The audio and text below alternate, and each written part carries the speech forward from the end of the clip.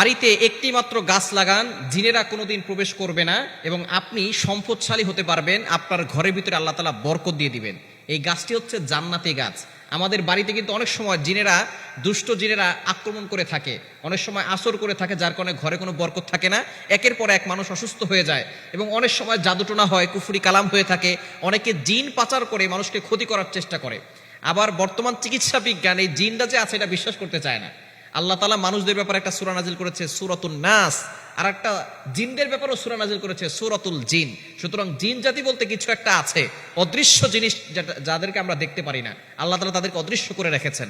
আল্লাহ তাআলা এই ব্যাপারে কোরআনুল কারীমের ভিতরে আয়াত নাজিল করে দিয়েছেন। ২৭ নম্বর পারা ২ নম্বর পৃষ্ঠার ৫-৬ নম্বর লাইন সূরাতুল জারিয়াতের ৫৬ নম্বর আয়াতে আল্লাহ বলছেন, ওয়ামা খালাকতুল জিন্না ওয়াল ইনসা ইল্লা লিয়াবুদুন।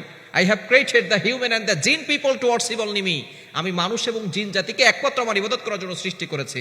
সুতরাং জিন জাতি আছে, এটা যদি কেউ বিশ্বাস না করে তাহলে তার ঈমানও থাকবে না। যেহেতু কোরআনের আয়াত এবং আল্লাহ তাআলা নিজে বলে দিয়েছেন, যদি কেউ বিশ্বাস না করে তাহলে তার ঈমান থাকবে না, সে মুসলমান থেকে খারিজ হয়ে যাবে। এজন্য জিন জাতি আছে এবং জিন জাতি মানুষকে ক্ষতি করে। যারা অনেক সময় ভয় পেয়েছেন, বিপদে পড়েছেন, তারা এটা বোঝে। আর যারা এখনো বিপদে পড়ে নাই তারা মনে করে জিন জাতি কিছুই না, এটা মানসিক ভারসাম্যহীনতা।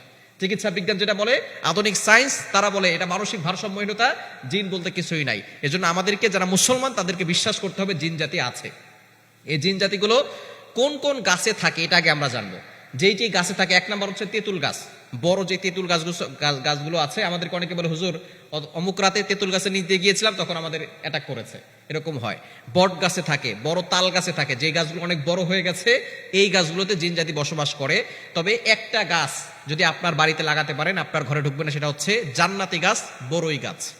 এই বড়ই গাছটা হচ্ছে খুবই ভালো একটি গাছ এবং এটা জান্নাতি গাছ। সিদরাতুল মুনতাহা, ৭ আসমানের পর একটা জায়গা আছে সিদরাতুল মুনতাহা। এটা নবীজি সাল্লাল্লাহু আলাইহি ওয়াসাল্লাম যখন মেরাজে গিয়েছিলেন, তখন তিনি এই সিদরাতুল মুনতাহা একটা গাছ দেখেছেন, বড়ই গাছ। এই বড়ই গাছটা এত বড় গাছ, যার পাতাগুলো হচ্ছে হাতির কানের মতো, এবং তার বড়ই, এক একটা বড়ই হয় ১২ মণ ওজনের, ১১ থেকে ১২ মণ ওজনের এক একটা বড়ই হয়। নবীজি সাল্লাল্লাহু আলাইহি ওয়াসাল্লাম নিজে এসে মেরাজ থেকে বলেছেন যে সেখানে একটা বড়ই গাছ আছে। সুতরাং এই গাছটা হচ্ছে জান্নাতি গাছ। এবং আমরা যখন ইন্তেকাল করি, তখন কিন্তু আমাদেরকে এই বড়ই গাছের পাতা দিয়েই আমাদেরকে কিন্তু গরম পানি দিয়ে তারপরে গোসল করানো হয়। নবীজি সাল্লাল্লাহু আলাইহি ওয়াসাল্লামের কলিজার টুকরা সন্তান যায়নাব রাদিয়াল্লাহু তাআলা আনহা, তিনি যখন ইন্তেকাল করেছেন, তখন তাকে, বুখারী শরীফের হাদিস, এই বড়ই গাছের পাতা দিয়ে তাকে গোসল করানো হয়েছিল গরম পানিতে। এটা কেন? বর্তমান চিকিৎসা বিজ্ঞান দেখতেছে যে বড়ই গাছের পাতা দিয়ে গোসল করানো হয় কেন। খুব সুন্দর সুন্দর সাবান আছে, অনেক সুগন্ধিযুক্ত সাবান আছে, এটাকে অনেক ক্লিন করে। কিন্তু বড়ই গাছের পাতা দিয়ে কেন করা হয়? যখন গরম পানির ভিতরে বড়ই পাতা দেওয়া হয়, তখন এই পানিটাকে বড়ই পাতা এতটা ক্লিন করে, অন্য কোনো পাতা করতে পারে না, এবং সাবানও এতটা পরিষ্কার করতে পারে না।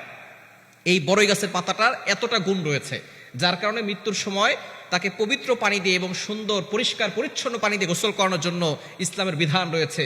চিকিৎসা বিজ্ঞান অবাক হয়ে গেছে যে বড়ই গাছের পাতার ভিতরে এমন কি আছে, যার কারণে নবীজি সাল্লাল্লাহু আলাইহি ওয়াসাল্লাম ১৫০০ বছর আগে, কোনো সায়েন্স ছিল না, কোনো টেকনোলজি ছিল না, কোনো ল্যাব ছিল না, তখন নবী সাল্লাল্লাহু আলাইহি ওয়াসাল্লাম বলে গেছে বড়ই গাছের পাতা দিয়া গোসল করানোর জন্য। এখন চিকিৎসা বিজ্ঞান এটা দেখে তারা শেষ পর্যন্ত মুসলমান হয়ে গেছে, বলেন সুবহানাল্লাহ। এজন্য এই বড়ই গাছের পাতার ভিতরে অনেক গুণ রয়েছে, এবং বড়ই গাছটা হচ্ছে বরকতি গাছ।